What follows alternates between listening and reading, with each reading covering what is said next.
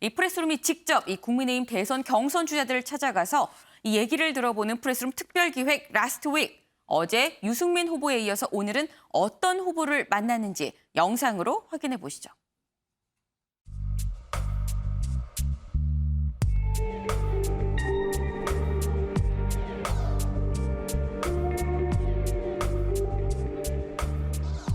안녕하세요. 안녕하세요. 안녕하십니까. 예, 아니 요즘은 남성들도 바꿔야 되는 시대거든요. 저는 청년들에게 경험을 배우는 그런 어른으로 공격당할 건 없고 공격할 것만 있는 일타 공격수다. 누구를 위해주겠다, 잘해주겠다 이거보다는 같은 집단과 소통을 하면서 정책에 반영하는 주인공이 되는 게 네, 지금 이 어제 바로 영상으로 보신 저 원희룡 후보랑 직접 만난 이 유호정 기자랑 좀 얘기를 나눠볼까 합니다. 유호정 기자, 이 보니까 어제 실내가 아니라 밖에서 만났네요. 네, 그렇습니다. 원희룡 후보 어제 무려 43km를 걷는 도보 행진에 나섰는데요. 네. 바로 대장동 특검을 촉구하기 위해서였습니다. 이 막판 총력전을 벌인 현장에 직접 찾아가 이야기 나눠봤는데 이 모습 함께 보시죠. 눈매 교정하고 회춘하셨다 예. 이런 얘기 많이 들으시지 않으신가요? 예, 아니 요즘은 그 남성들도 네. 바꿔야 되는 시대거든요. 여의도 눈썹 문신이 유행이라고 하는데 이후로 좀 민심을 얻는데 효과가 있었다고 보세요? 예, 예전보다 그 인상이 좋아졌다고 하시는 분들이 많아서 다행스럽게 생각합니다. 아. 네, 지금 보니까 뭐 남자들도 갖고 와야 되는 시대다라고 이렇게 얘기를 합니다. 보니까 뭐 내 후보 중에 실제로 뭐 피지컬 연령도 제일 어리긴 합니다만 생각도 굉장히 좀 젊다라는 생각이 드는데 이 보니까 만난 장소가 성남 도시개발공사 이 거기서 만났더라고요. 근데 또 원희룡 후보가 이 대장동 1타 강사라는 이런 별명을 갖고 있으니까 이 대장동 얘기가 빠질래야 빠질 수가 없었을 것 같아요. 네, 맞습니다. 인터뷰 내내 가장 활기를 띄웠던 부분이 바로 이 대장동 이야기를 할 때였습니다. 이 모습도 영상으로 준비했습니다. 성남도시공사도 돈을 더 많이 벌어야 돼요. 근데 몰아주기 규정을 만들어요. 누가 만들었냐? 성남도시개발공사 본부장인 유동규. 유동규가 이재명의 장비다. 이런 이야기들이 많이 나옵니다. 이 성남도시개발공사를 만든 것도 이재명 시장. 주요한 사업 계획은 모두 시장한테 보고하도록 되어 있습니다. 모든 구조가 그렇게 되어 있는데 자기는 전혀 관여가 안 됐다. 그 말을 믿는 것 자체가 수상한 거죠. 거기에다가 백현동 같은 경우에는 도시개발공사가 개입되어 있지 않고 시장이 직접 임대 아파트를 10%만 짓도록 하는 그 문서에 이재명 시장과 정진상 정책실장이 사인한 문서가 어저께 공개가 됐지 않습니까? 성남과 경기도에서 이런 이재명 시장이 자기가 다 했다고 해놓고 왜 꼭 이 가장 최대의 비리에만 자기가 빠져 있다고 주장하는 겁니까? 말이 된다고 생각하십니까? 우리 국민들 바보 아닙니다. 예. 아니, 지금 보니까 원희룡 후보가 대장동 얘기를 하니까 막 눈이 반짝반짝해지면서 눈빛이 막 달라집니다. 근데 보니까 저 정도 열기면 이 유호정 기자가 인터뷰하면서 다른 이슈로 넘어가기가 힘들었을 것 같아요. 대장동 개미지옥처럼. 네, 그렇습니다. 그래서 제가 분위기를 좀 바꿔보려고 이재명 후보의 장점을 꼽아달라라는 부탁을 했는데요. 과연 이재명 후보의 장점 뭐라고 꼽았는지 직접 들어보시죠. 이재명 후보는 이렇게 민간업자들에게 떼돈을 몰아주고 그 도둑들과 한편이 돼서 자기의 재판 비용과 정치 자금을 다 마련했으면서도 자기가 단군 이래의 공익 환수다. 그리고 국민의힘 게이트다. 그리고 국민의힘 토론을 보면서 이재명만 얘기를 하는 거 보니까 조롱스럽다. 이렇게 얘기하는 그 뻔뻔스러움이 장점인데요.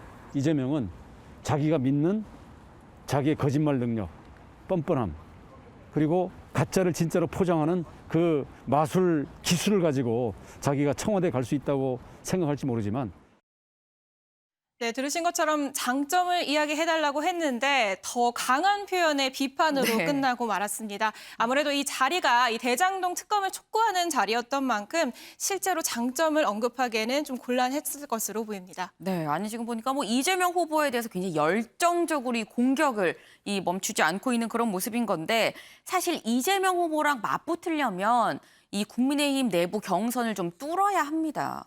하지만 아직 내부 경선이 끝나지 않은 상태잖아요. 그럼 이재명 후보 말고 이 당장 먼저 이 경쟁을 해야 되는 이 내부 주자들에 대해서는 좀 얘기 안 나눴을까요? 네, 이 질문 빠질 수 없죠. 하지만 이 다른 경선 주자들에 대해서는 좀 언급을 꺼리는 모습이었습니다. 네. 그럼에도 불구하고 한 줄 평을 내놨는데요. 이 모습 함께 보시죠. 되겠죠. 수소를 만들어야 수소 경제가 되죠. 그렇죠. 수소 뭘로 만들 겁니까? 평생 살면서 스스로 가난해 본 경험이 있으세요?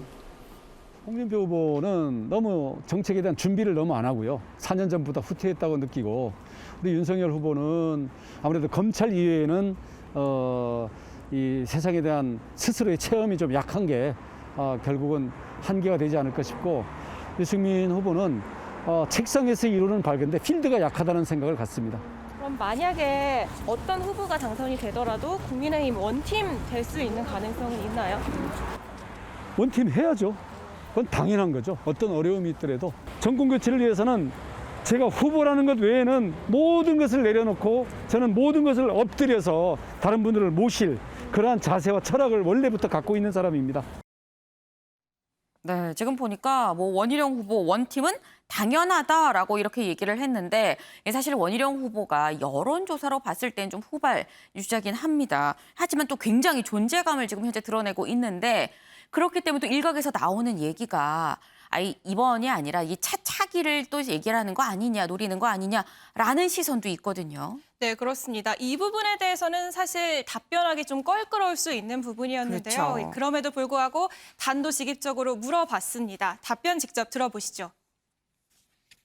현실적으로 뭐 이제 외부에서 하는 얘기로는 이번 대선보다는 뭐 차기 대선을 생각하고 나온 것 아니냐 이런 얘기도 남 얘기는 쉽게 하죠. 저는 지금 정권보다 더 나쁜 정권이 들어서는 것을 저는 앉아서 볼 수 없습니다. 유호정 기자가 보니까 아주 전투적으로 물어봤습니다. 이 기자답게. 근데 이 원희룡 후보가 이 차차기 말고 또 한 가지 또 불편한 이 부분이 있는데 이 정신과 의사인 아내의 이 최근 발언이 또 논란이 됐었잖아요. 그때 이재명 후보에 대해서 뭐 소시오패스다라고 얘기를 논란이 되기도 하고 이 같은 이 얘기를 하면서 문재인 정부 뭐 부동산 정책도 또 비판을 하기도 했었었는데 이 아내 얘기는 안 나왔을까요? 네, 사실 전 소시오패스 발언보다는 이 제주도에 내려가면서 팔았던 목동 아파트, 이 목동 아파트의 시세를 이후에 살펴본 적은 없는지 혹시 속이 쓰리진 않았는지 네. 물어봤는데요. 이 답변 들어보시죠. 부동산과 관련해서 저도 에피소드가 있거든요. 서울 집을 팔고 제주 집을 샀습니다. 근데 저는 솔직히 팔고 싶지는 않았습니다.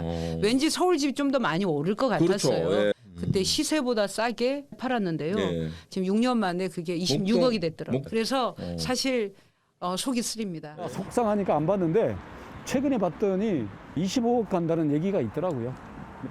속이 쓰리죠. 정부가 집값을 잡겠다.